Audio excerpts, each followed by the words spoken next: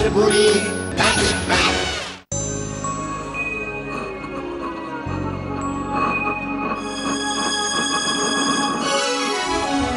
রূপকথারই গল্প শোনো, আসছে চাঁদের বুড়ি।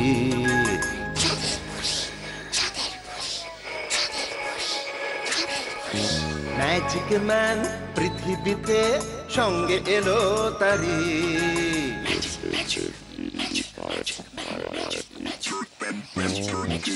রূপকথারই গল্প শোনো, আসছে চাঁদের বুড়ি। ম্যাজিক ম্যান পৃথিবীতে সঙ্গে এলো তারি।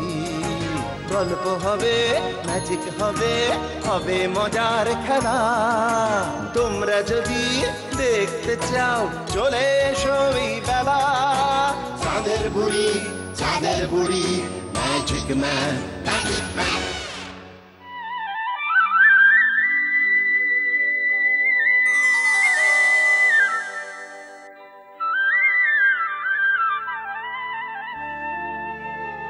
গদাইয়ের মাঝে মাঝেই অজ্ঞান হয়ে যাওয়াকে কেন্দ্র করে গদাইয়ের মা ও দাদার মনে উৎকণ্ঠার সৃষ্টি হয়। শেষমেশ রামকুমার ঠিক করে গদাইকে কলকাতা নিয়ে আসবে। টোলের কাজ বেড়েছে, গদাই কাজে হাত লাগালে রামকুমার অনেকটা নিশ্চিন্ত হতে পারে। তার সাথে গদাইয়ের লেখাপড়াটাও আবার শুরু করা যেতে পারে। সবই ঠিক আছে, কিন্তু লেখাপড়ায় গদাইয়ের একেবারে মন নেই। কিরে গদাই, তোর সামনে এমন পুঁথি পড়ে আছে আর তুই কিনা মূর্তি করছিস? লেখাপড়ায় আর কবে মন দিবি বলতো? মেলা বক বক করিস নে তো, লেখাপড়া করে হবেটা কি শুনি? আহ গদাই, মূর্খের মতো কথা বলিস নে। লেখাপড়া না শিখলে অর্থ আসবে কোত্থেকে? হ্যাঁ, ওরে শোন, সরস্বতী লক্ষ্মী আনে, বুঝলি? ও বাবা, এত কঠিন কঠিন কথা আমি বুঝিনি। তবে দাদা, আমি এই মূর্তি গড়ব, পুজো করব, ওই ভালো। ওসব লেখাপড়া আমার দ্বারা হবে না। ওরে, শুধু মূর্তি করে কি জীবন চলবে?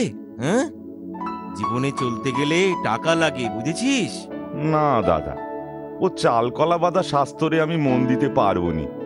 শাস্ত্র পড়ে বাড়ি বাড়ি গিয়ে ভগবানের সামনে মন্ত্র পড়বো, তার বিনিময়ে নৈবেদ্য পাবো।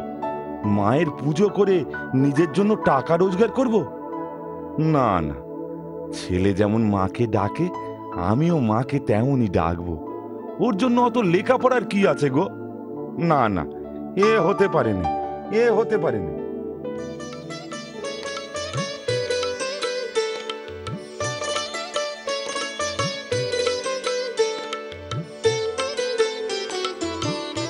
এই হলো গদাধর। অবশেষে রামকুমার হাল ছেড়ে দেন। গদাধর তার নিজের মতো থাকে। তবে রামকুমার এই 3 বছরে কলকাতার এক নামকরা পূজারী হিসেবে নিজেকে প্রতিষ্ঠিত করে। ওদিকে তখন কলকাতায় জমিদার রাজচন্দ্রের জমিদারি। তবে তার মৃত্যুর পর এই বিশাল জমিদারির দায়িত্ব নেয় তার স্ত্রী রানী রাসমণি। এখন রানী রাসমণি চলেছেন বারাণসীতে বাবা বিশ্বনাথের পুজো দিতে। সঙ্গে রয়েছেন তার জামাতা মথুর বাবু। সে এক বিশাল আয়োজন। রানীর বজরা এখন দক্ষিণেশ্বরে। বাবা মথুর, আজ্ঞে। অনেকটা পথ তো চলে এলাম। বাবা বিশ্বনাথের ধাম আর কত দূরে? কি যে বলেন মা, এখনো কলকাতায় পার করলাম না, সবে তো দক্ষিণেশ্বর দিয়ে যাচ্ছি। সে কি বাবা, এতদিন ধরে বজরা চলছে অথচ দক্ষিণেশ্বর পেরোলাম না।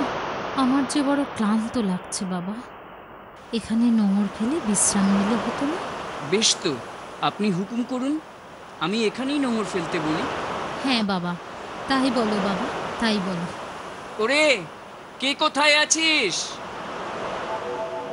কি রে, কোথায় চলেছিস? আমি কি দেখছি মা? মা গো, মা। হ্যাঁ রে, আমি যে তোর মা।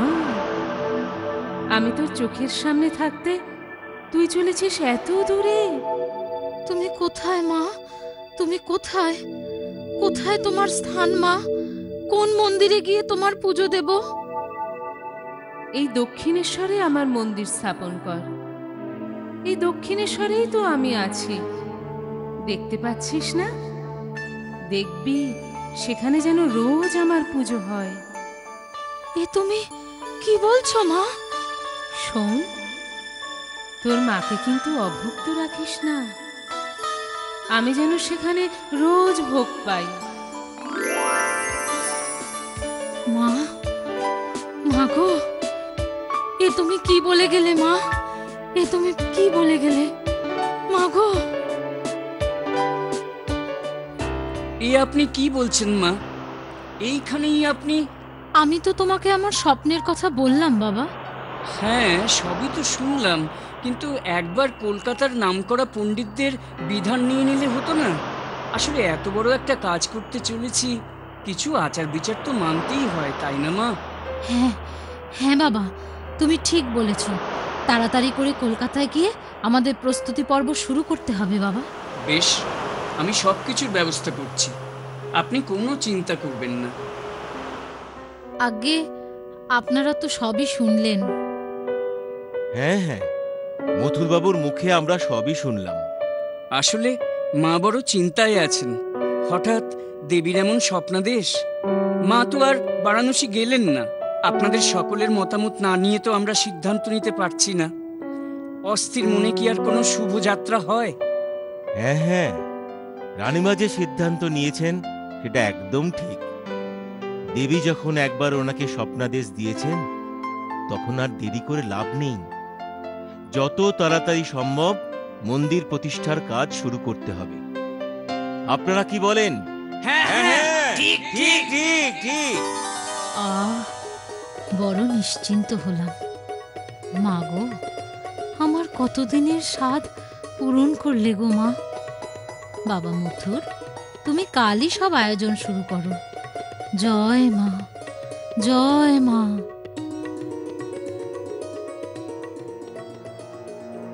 না না না না না না না, এ অনাচার, এ হয় না, এ হতে পারে না। আগে আপনারা একটু ভেবে দেখুন, মায়ের বড় শখ, তিনি নিজের হাতে ভোগ রান্না করে মাকে নিবেদন করবেন। অসম্ভব, অসম্ভব, এ হতে পারে না, হতে পারে না। রানীমা অব্রাহ্মণ, ব্রাহ্মণ ছাড়া কেউ মাকে ভোগ নিবেদন করতে পারে না, এ শাস্ত্র বিরুদ্ধ। এবার কি হবে বাবা মথুর? মা যে নিজে আমার কাছে খেতে চেয়েছেন, তাকে আমি অভুক্ত রাখবো? না না না না, তা কেন, তা কেন? ফলমূল দিয়ে মন্দির প্রতিষ্ঠা করুন না। আপনি তো ভোগ দিতে পারবেন না, মা যে অব্রাহ্মণের নিবেদন গ্রহণ করবেন না। মা যে আমার কাছে রোজ ভোগ চেয়েছেন, আমি এখন কি করি মথুর? আপনি এত উতলা হবেন না। পণ্ডিত রামকুমারকে একটা চিঠি লিখুন। তিনি দেশের বাড়ি গিয়েছেন, উনি নিশ্চয়ই কোনো একটা উপায় বলতে পারবেন। হ্যাঁ হ্যাঁ, তুমি ঠিক বলেছ বাবা, তুমি ঠিকই বলেছ। আমি আজই ওনাকে চিঠি লিখছি।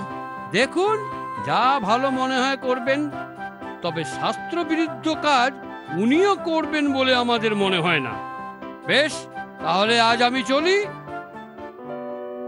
অবশেষে এই সমস্যার সমাধান পণ্ডিত রামকুমারই করলেন। চিঠিতে তিনি রানীমাকে বিধান দিলেন, মন্দির কোনো ব্রাহ্মণ পরিবারের নামে উৎসর্গ করলে তবে মাকে ভোগ নিবেদন করায় আর কোনো বাধা থাকবে না। এই পত্র পেয়ে রানীমা ঠিক করলেন, তিনি এই মন্দির তার কুলগুরুর নামে উৎসর্গ করবেন। আমি জানতাম পণ্ডিত রামকুমারের অগাধ পাণ্ডিত্য। তিনি আমায় সঠিক পথ দেখাবেন। এই মন্দির আমি আমার কুলগুরুর নামে উৎসর্গ করব মথুর। 1855 সাল দক্ষিণেশ্বর মন্দির স্থাপিত হল। তার প্রথম পুরোহিত মশাই হলেন পণ্ডিত রামকুমার। যেদিন মন্দির উদ্বোধন হল, সেদিন দাদা রামকুমারের পাশে গদাইও থাকে। এত সুন্দর পরিবেশে গদাইয়ের মন ভরে যায়। মন্দিরের প্রধান পুরোহিত হবার জন্য রামকুমারকেও থাকতে হবে দক্ষিণেশ্বরের মন্দিরে। এখন সেখানে যাবার প্রস্তুতি চলছে। দাদা, আমরা সত্যি ওই গঙ্গার ধারে মন্দিরে যাচ্ছি? হ্যাঁ রে, সবকিছু এত তাড়াতাড়ি হলো যে মায়ের সাথে একবার দেখা করতেও যেতে পারলেম নে। রানীর প্রতিষ্ঠিত মন্দিরে পুজো করার সুযোগ কে পায় বল? হ্যাঁ রে, মায়ের সাথে দেখা হলে বলিস মাকে সেবা তুই কলকাতায় বসেই করেছিস। মা তো আমাদের সকলের মা। তুই যে কি বলিস, হ্যাঁ? আরে নে নে নে, তাড়াতাড়ি কর। এমন করেই দিন যায়। গদাই মহা আনন্দে সেখানে দিন কাটাতে থাকে। ঠাকুরের মূর্তি গড়ে, পুজো করে। রানী রাসমণি তার কাজের নানা ব্যস্ততার মধ্যেও প্রায়ই এই মন্দিরে আসতেন। সেদিন পুজো দিয়ে রানী ও মথুরবাবু যখন ফিরছিলেন, আমায় দে মা পাগলে করে, আমায় দে মা পাগলে করে, আমার কাজে নাই আর জ্ঞানে বিচারে, দে মা পাগলে করে। তোমার প্রেমের সুরা পান করে মন মাতোয়ারা, ও মা ভক্ত চিত্ত ভরা, ডুবাও আমায় প্রেমে সাগরে, দে মা পাগলে করে, আমার কাছে নাই আর জ্ঞানে বিচারে, দে মা পাগলে করে। আহ, মনটা ভরে গেল। আগে পেন নাম। তোমাকে যেন কোথায় দেখেছি বলে মনে হচ্ছে। আগে বহুবার দেখেছেন বই কি, আমি তো রামকুমারের ভাই। ও, আমাদের মন্দিরের প্রধান পুরোহিত পণ্ডিত রামকুমারের ভাই? সত্যি, ওনার মতো পণ্ডিত মানুষ আর দ্বিতীয় নেই। তা তোমার নাম কি বাবা? আগে বাপ মায়ের নাম রেখেছিলেন গদাধর চট্টোপাধ্যায়, সকলে গদাই বলেই ডাকে। তা বেশ বেশ, তোমার গান আমার বেশ ভালো লাগলো। আমি যখনই মন্দিরে আসব তখন কিন্তু তোমার গান আমি শুনেই যাব। পুজো আচ্ছায় তোমার বেশ মন বলে মনে হচ্ছে। দাদার কাছ থেকে পুজোর আচার নিয়ম ভালোই শিখেছো বলে মনে হচ্ছে। মথুর বাবু যে কেমন কথা বলেন, আমি কি এত আচার বিচার জানি নাকি? আমি তো আমার মাকে ডাকি, বাবাকে ডাকি। ছেলে যেমন করে তার বাপ মাকে ডাকে তেমন করেই ডাকি বাবু। ও, বেশ বুঝতে পেরেছি। চলুন মা। বাহ, কত কঠিন সত্যটা কত সহজে বলে দিল। চলো বাবা মথুর।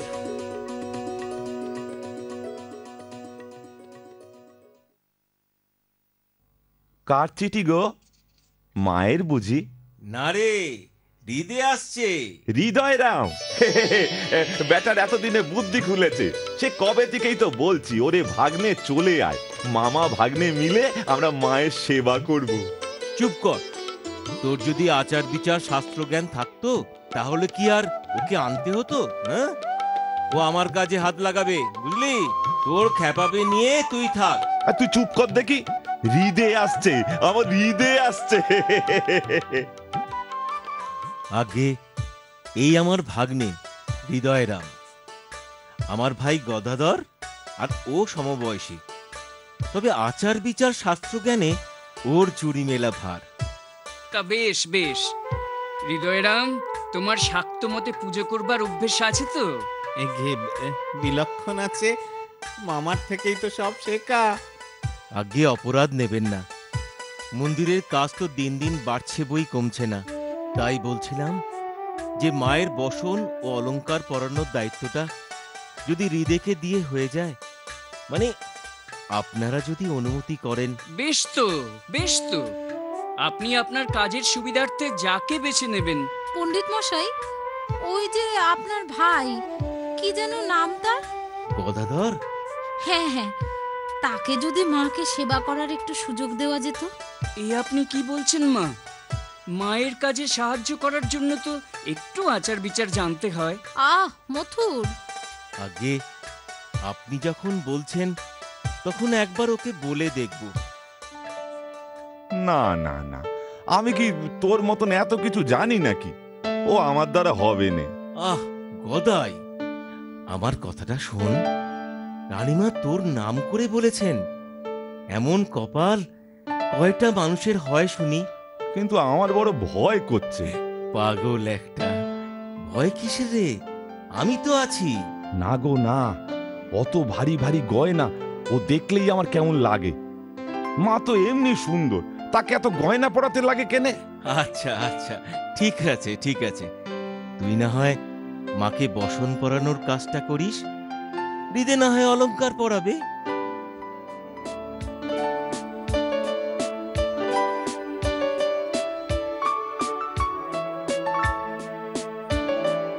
গদাইয়ের যেমন ইচ্ছে তেমনই হলো। বসন পড়ানোর দায়িত্ব পড়ল গদাইয়ের ওপর, আর অলংকার পরানোর দায়িত্বে হৃদে। এমন করেই 3 বছর কেটে গেল। রানী রাসমণি কিন্তু গদাইকে একটু বিশেষ স্নেহের চোখে দেখতে লাগলেন। দক্ষিণেশ্বরে 12টা শিব মন্দির আর একটা রাধা গোবিন্দের মন্দির আছে। আজ আবার সেই রাধা গোবিন্দের মন্দিরে নন্দোৎসব শুরু হলো। সে এক এলাহি ব্যাপার। পণ্ডিত মশাই, পুজো শেষ হতে আর কত দেরি? এই তো শেষ হয়ে এলো, এবার গোপালের শয়নের সময়।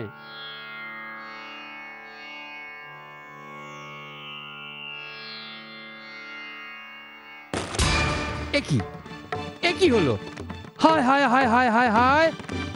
সর্বনাশ! নন্দোৎসবের দিনে একই অনাচার! ওরে ওরে, কে কোথায় আছিস? নন্দোৎসবের পুজো এখনো অনেকটাই বাকি, যা করার খুব তাড়াতাড়ি করতে হবে। সময় বড়ই কম, এখন যে কি করি। আচ্ছা, আপনারা কি বলেন? আগে আমার হাতে এমন একটা কাণ্ড ঘটবে এটা আমি ভাবিনি। না না না না, খুঁত আছে এমন বিগ্রহতে কি পুজো হয় নাকি? ওই বিগ্রহ গঙ্গার জলে বিসর্জন দিয়ে নতুন বিগ্রহ আনানো হোক। আপনারা কি বলেন? হ্যাঁ, ঠিক ঠিক ঠিক ঠিক। বাবা গদাধর, তুমি চুপ করে আছো কেন? তুমি কিছু বলবে না? তোমার কি মত? হ্যাঁ হ্যাঁ, তোমার কি মত? আমি তো এত আচার বিচার জানি নে, আমি আর কি বলবো। তা হ্যাঁ রানীমা, মতুর বাবুর ঠ্যাং ভাঙলে তুমি বুঝি তাকে ফেলে দিতে? গদাই, আবার তোর খ্যাপামি শুরু হলো। আগে আগে দোষ নেবেন না। ওকে বলতে দিন। তুমি বলো বাবা, তুমি বলো। মতুর বাবু তো নামেই জামাই, সে তো তোমার ছেলের মতো মা। তার ঠ্যাং ভাঙলে যদি তুমি বদ্যি ডেকে তার চিকিৎসা করো, ভাঙা ঠ্যাং জোড়া লাগাও, তবে গোপাল কি দোষ করলো মা? সে তোমার ছেলে নয়? তোমরা কি শুধু পুতুল পুজো করো? তুমি কি বললে বাবা? আমি বলি কি মা, আমি মাটি দিয়ে খুব সুন্দর করে গোপালের ঠ্যাং জোড়া লাগিয়ে দেব, কেউ কিচ্ছুটি বুঝতেই পারবে না।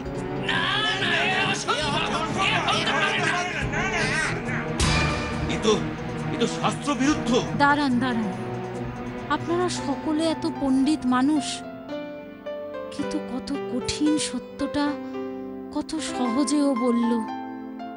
সত্যিই তো, আমরা মূর্তি পুজো করি। গোপালকে কি আমার ছেলের মতো কোনোদিন আমি দেখেছি? কত আচার বিচার করে পুজো করি, অথচ ঠাকুরকে আমরা নিজের মনে করে কজন আরাধনা করি। বাবা মথুর, গদাই যা বলল তাই হবে। এই হলো গদাধর। ভগবানকে সব সময় তিনি তার কাছের মানুষ রূপে দেখতেন।